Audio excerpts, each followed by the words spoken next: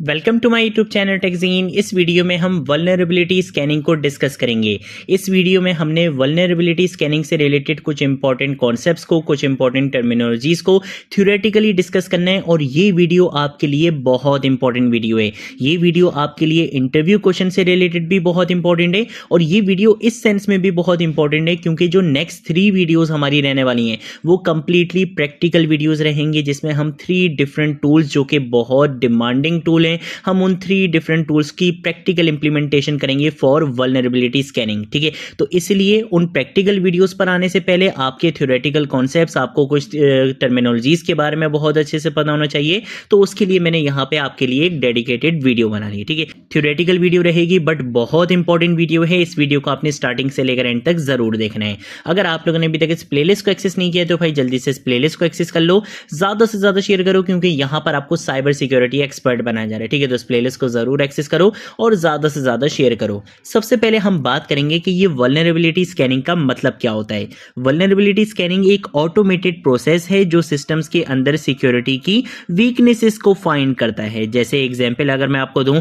आप कार के अंदर स्कैनर टूल लगाते हो इंजन चेक करने के लिए, वैसे ही ये टूल बेसिकली सिस्टम की हेल्थ चेक करता है। आउटडेटेड सॉफ्टवेयर, मिसकॉन्फ़िगरेशन या मिसिंग पैचेस को बहुत जल्दी डिटेक्ट कर लेता है। ये हमारे पास कॉन्सेप्ट होता है वल्नरेबिलिटी स्कैनिंग का। देन उसके बाद अगर हम बात करते हैं डिस्कवरी, जिसे हम बेसिकली रेकनेंस भी कहते हैं, कि रेकनेंस और स्कैनिंग में क्या डिफरेंस है। बहुत सारे लोग रेकनेंस और स्कैनिंग को सेम चीज समझते हैं बट ऐसा नहीं है। रेकनेंस जैसे बेसिकली हम डिस्कवरी भी कह सकते हैं, ये क्या होता है, इंफॉर्मेशन गैदरिंग फेज होता है, जैसे ओपन पोर्ट्स या रनिंग सर्विसेज को देखना। ये हमारे पास कॉन्सेप्ट होता है किसका, रेकनेंस का, जिसे हम डिस्कवरी भी कहते हैं। जैसे इसमें बेसिकली हम क्या करते हैं, अगर एक रियल लाइफ एग्जांपल दूं, कि हम बेसिकली घर के सारे डोर्स की लिस्ट बना लेते हैं कि इस घर में बेसिकली इतने डोर्स हैं।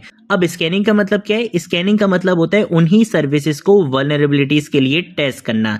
जैसे एग्जांपल अगर मैं आपको दूं कि रेकनेंस में आपने ये तो देख लिया था कि एक घर में कितने डोर्स हैं, लेकिन स्कैनिंग में आप क्या करते हो, एक एक डोर को टेस्ट करते हो कि उसका लॉक सही है या वीक है। ये बेसिकली हमारे पास डिफरेंस होता है रेकनेंस में, जैसे डिस्कवरी भी कहते हैं कि रेकनेंस और स्कैनिंग में क्या डिफरेंस है। ठीक है, देन उसके बाद अगर हम बात करेंगे ऑथेंटिकेटेड और अनऑथेंटिकेटेड स्कैन्स के बारे में। ये बेसिकली स्कैन्स की 2 टाइप्स होती हैं। आप बेसिकली अनऑथेंटिकेटेड स्कैन भी करते हो और आप अनऑथेंटिकेटेड स्कैन भी करते हो। अब इन दोनों में क्या डिफरेंस है, authenticated scan basically valid login credential से होता है, ये ज़्यादा डेप्थ होता है और एक्यूरेसी देता है। जैसे घर के अंदर जाकर आप बेसिकली सारा प्लम्बिंग या वायरिंग सारी चीज़ें बेसिकली चेक कर रहे हो, तो वो ज़्यादा डेप्थ में होता है और एक्यूरेसी भी देता है। ठीक है, लेकिन अगर हम बात करते हैं अनऑथेंटिकेटेड स्कैन्स की, तो ये बेसिकली क्या होता है, ये स्कैन सिर्फ बाहर से होता है, फास्ट होता है लेकिन लिमिटेड होता है। अटैकर पर्सपेक्टिव से अगर हम बात करें, ये फास्ट तो होता है लेकिन लिमिटेड होता है। उसका रीज़न क्या है कि अब बेसिकली क्या कर रहे हो, घर के अंदर आके चेक नहीं कर रहे चीजों को,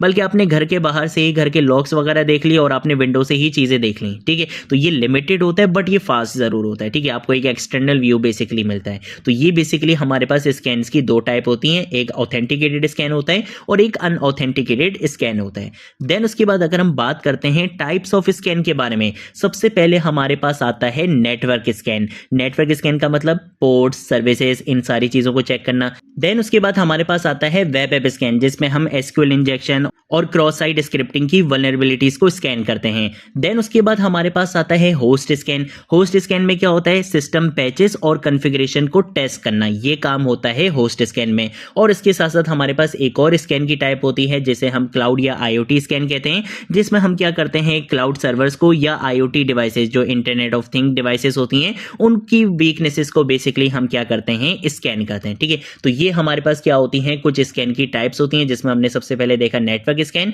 web app scan, host scan और क्लाउड या आईओटी स्कैन। ठीक है, देन उसके बाद हमारे पास कॉन्सेप्ट आता है वल्नरेबिलिटी, एक्सप्लॉइट और पीओसी। इन 3 टर्मिनोलॉजीज में क्या डिफरेंस है। सबसे पहले हमारे पास आता है वल्नरेबिलिटी, जो बेसिकली हमारे पास क्या होता है, वीकनेस या फ्लॉज। अगर हम बात करते हैं एक्सप्लॉइट की, तो एक्सप्लॉइट का मतलब होता है वो कोड या टेक्निक जिससे आप उस वीकनेस का फायदा उठा सकते हो, एडवांटेज ले सकते हो। और पीओसी का मतलब होता है प्रूफ ऑफ कॉन्सेप्ट, के डेमो के लिए एक्सप्लॉइट करके दिखाना कि भाई ये आपके सिस्टम में वीकनेस थी, मेरे इस कोड या इस टेक्निक से बेसिकली मैं आपका ये लॉस कर सकता हूं, तो उसका एक प्रूफ देना वो बेसिकली क्या होता है, प्रूफ ऑफ कॉन्सेप्ट होता है, ठीक है। देन उसके बाद अगर हम बात करते हैं बहुत इंपॉर्टेंट कॉन्सेप्ट के बारे में जो आपसे इंटरव्यूज में डेफिनेटली पूछा जाता है, आप एथिकल हैकिंग में जाओ, आप साइबर सिक्योरिटी में जाओ, इंफॉर्मेशन सिक्योरिटी में जाओ, आपसे ये कॉन्सेप्ट बहुत बार पूछा जाता है और वो है फॉल्स पॉजिटिव, फॉल्स नेगेटिव और ट्यूनिंग। बहुत इंपॉर्टेंट कॉन्सेप्ट है और इसको मैं आपको बहुत ईजी एग्जांपल के साथ समझाऊंगा, बहुत सारे स्टूडेंट्स इसमें कंफ्यूज होते हैं।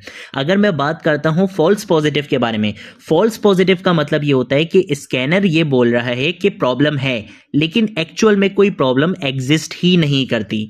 इसकी रियल लाइफ एग्जांपल ऐसे ले लो कि आपने बेसिकली टेस्ट करवाया और डॉक्टर ने बोला कि भाई टेस्ट में आपकी रिपोर्ट ये आई है कि आपको डायबिटीज है, लेकिन एक्चुअल में आप बिल्कुल ठीक ठाक हो, मस्त हो, आपको कोई ऐसी बीमारी नहीं है, ठीक है। तो ये बेसिकली क्या होता है, फॉल्स पॉजिटिव होता है कि आपको स्कैनर ये बोल रहा है कि प्रॉब्लम है लेकिन एक्चुअल में कोई प्रॉब्लम एग्जिस्ट ही नहीं करती। तो ये झूठ तो है लेकिन ये क्या एक पॉजिटिव साइंस है कि भाई कोई प्रॉब्लम एग्जिस्ट नहीं करती। देन उसके बाद आता है फॉल्स नेगेटिव, ये डेंजरस होता है। उसका रीजन ये है कि यहां पे स्कैनर बोलता है कि भाई सब सेफ है, आप सो जाओ मजे से, कोई बिल्कुल भी टेंशन लेने वाली बात नहीं है, सारी चीजें बिल्कुल सेफ हैं, लेकिन एक्चुअल में एक डेंजरस प्रॉब्लम छुपी हुई होती है। तो ये बेसिकली क्या होता है, फॉल्स नेगेटिव होता है कि जो रिपोर्ट में आए वो है तो फॉल्स, झूठ है, लेकिन ये आपके लिए क्या है, एक नेगेटिव साइन है कि वो बेसिकली बोल रहा है कि सब सेफ है लेकिन एक्चुअल में एक डेंजरस प्रॉब्लम होती है। इसके रियल लाइफ एग्जांपल ऐसे ले लो कि आपने टेस्ट करवाया और डॉक्टर ने बोला कि भाई टेस्ट में आपके पास ऐसा आया है कि सब कुछ ठीक है, सारी चीजें पॉजिटिव हैं, कोई बिल्कुल भी आपको टेंशन लेने वाली बात नहीं है, लेकिन एक्चुअल में आपको बहुत सारी जो है वो बीमारियां हों, ठीक है, आपको डायबिटीज भी, आपको बहुत सारी चीजें हैं, ठीक है, बिल्कुल आप लास्ट स्टेज पे चल लो, ठीक है ना। तो ये क्या होता है, फॉल्स नेगेटिव है कि फॉल्स नेगेटिव क्या है कि रिपोर्ट में आया कि सब कुछ ठीक है लेकिन एक्चुअल में कुछ भी ठीक नहीं है, बहुत सारी डेंजरस चीजें छुपी हुई हैं। तो ये फॉल्स नेगेटिव होता है। और ट्यूनिंग क्या होता है, ट्यूनिंग बेसिकली क्या होता है, स्कैनर के रूल्स होते हैं, कॉन्फ़िगरेशन होती हैं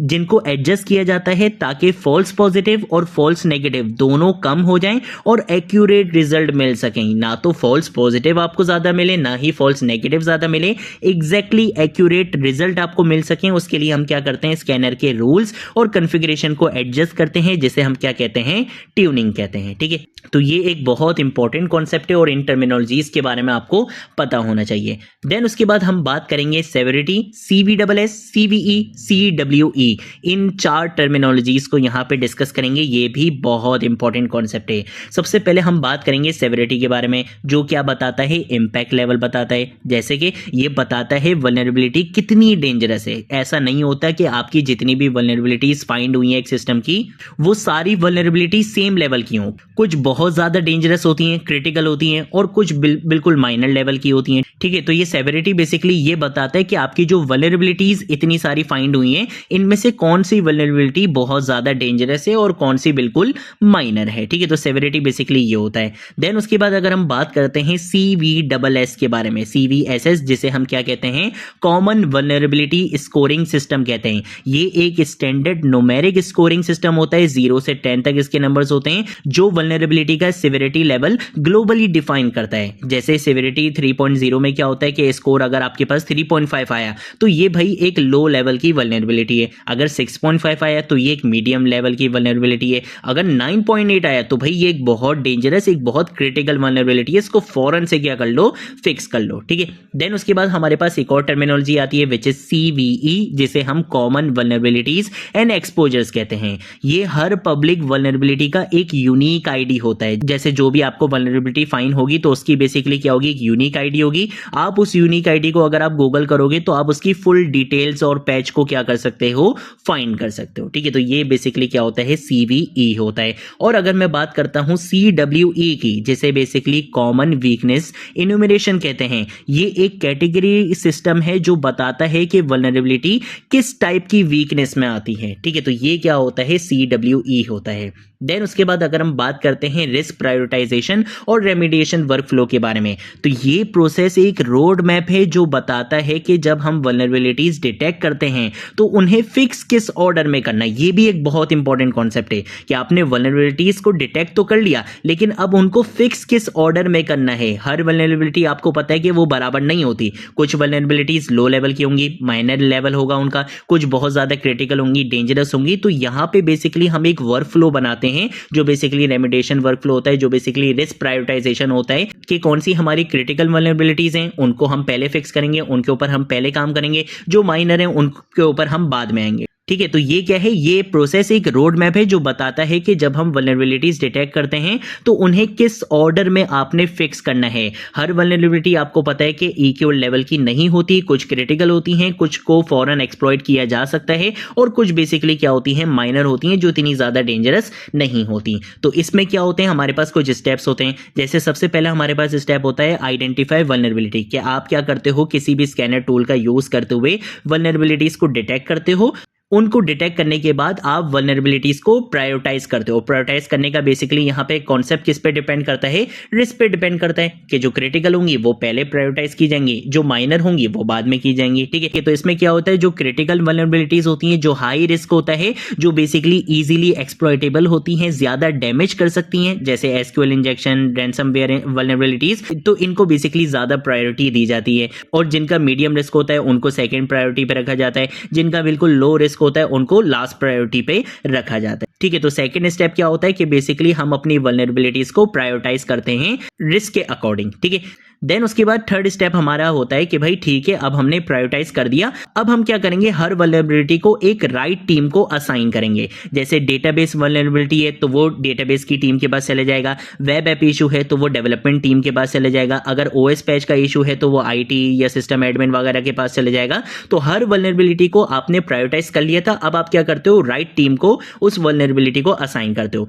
फिर उसके बाद फोर्थ स्टेप हमारे पास आता है रेमेडिएशन का, जिसमें हम क्या करते हैं, इशू को फिक्स करते हैं। ठीक है, फिक्स करने का मतलब क्या है, जैसे पैचेस अप्लाई करना, सॉफ्टवेयर अपडेट करना, मिसकॉन्फ़िगरेशन ठीक करना, डिसेबल डिफॉल्ट अकाउंट्स या स्ट्रॉन्ग पासवर्ड्स के ऊपर आना, फायरवॉल आईडीएस रूल्स को सेट करना, ये सारी चीजें बेसिकली हम करते हैं इशू को फिक्स करने में, जैसे हम क्या कहते हैं, रेमेडिएशन कहते हैं। फिर उसके बाद हमारे पास फिफ्थ स्टेप आता है, वो होता है रीस्कैनिंग का। रीस्कैनिंग का क्या है कि अब हमने इश्यूज को फिक्स कर लिया, अब हम क्या करेंगे, उसको रीस्कैन करेंगे, वेरीफाई करेंगे। रीस्कैन का मतलब कि फिक्स करने के बाद दोबारा उसको स्कैन करेंगे ताकि एक बार कंफर्म हो जाए कि वो जो वल्नरेबिलिटी थी वो अब जा चुकी है, उस वीकनेस को हम क्या कर चुके हैं, फिक्स कर चुके हैं। और लास्ट में आके फिर आप क्या करते हो, एक डॉक्यूमेंट, एक रिपोर्ट बनाते हो, मैनेजमेंट को समरी रिपोर्ट देते हो, सारी चीजें बताते हो, टेक्निकल टीम के लिए